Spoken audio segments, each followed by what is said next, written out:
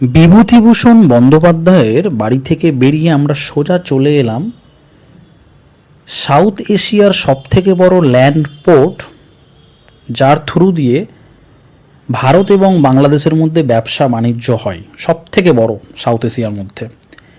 Petrapole border, India Bangladesh border, international border, north 24 পরগনার একদম শেষ সীমান্ত বনগাঁতে অবস্থিত। অসাধারণ একটা বর্ডার। আর আমরা এখন কাস্টম অফিস ছাড়িয়ে বর্ডারের দিকে এগিয়ে যাচ্ছি। সারাদিনের জন্য একটা টোটো ভাড়া করে নিয়েছিলাম, দারুণ এনজয় হচ্ছিল। আমার সাথে আমার একটা ভাই আর একটা দাদা কলকাতা থেকে জয়েন করেছিল। দারুণ দারুণ এনজয় হচ্ছিল, জায়গায় জায়গায় দাঁড়িয়ে ছবি তোলা, ভিডিও করা, দারুণ দারুণ একটা দুপুর কাটছিল আমাদের। আর এই যে ভারত এবং বাংলাদেশের মধ্যে টোটাল যা ব্যবসা বাণিজ্য হয় তার 30% বিজনেস শুধু এই বেনাপোল বা পেট্রাপোল বর্ডারের থ্রু দিয়ে হয়।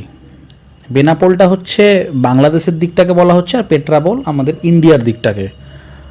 অসাধারণ একটা এক্সপিরিয়েন্স, অভিজ্ঞতা সঞ্চয় করছি। আর দেখতেই পাচ্ছ ঢাকা এখান থেকে 313 কিলোমিটার, আর যশোর 39 কিলোমিটার অনলি। অসাধারণ ভাবা যায়।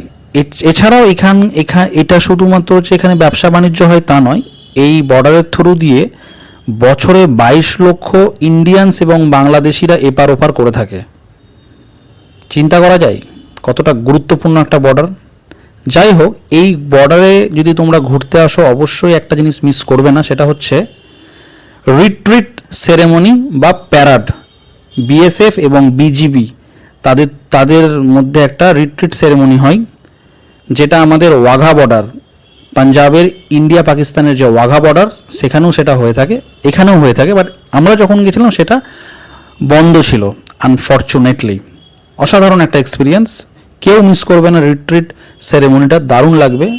একটা ভিডিওতে আমি তোমাদের শেয়ার করে দেবো সেটা কীরকম হয়, অ্যাকচুয়ালি দারুণ।